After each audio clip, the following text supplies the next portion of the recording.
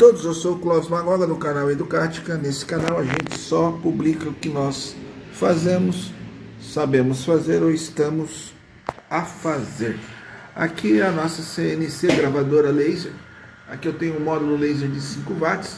Essa CNC laser aqui, router, foi feita totalmente com componentes de impressora 3D. A mesa de sacrifício é uma placa de madeira, tá? Aqui nós temos uma NKS DLC32 que foi comprada, obviamente. Não tínhamos como obter ela usada e nem vale a pena. Ali o módulo LCD e o módulo laser nós também compramos no zero bala para fazer nossas experiências. Então nós temos aqui um equipamento com custo de aproximadamente R$600. E como ela já estava parada há algum tempo, nós resolvemos reativar ela. E vamos mostrar para vocês como converter um arquivo STL 3D em 2D quando possível, para você já ter um desenho que foi feito para impressora 3D, utilizar em router.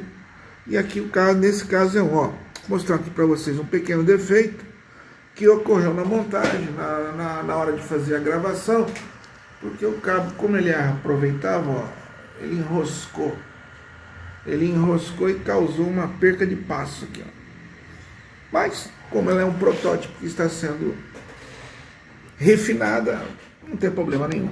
Pessoal, olha esse vídeo, ele é interessante. Próximo vídeo nós vamos explicar como chegar nisso aqui, utilizando o software Laser GRBL. Pode ajudar vocês em bastante coisa. Beleza? Se inscreve no canal, seu like, seu joinha, um abraço.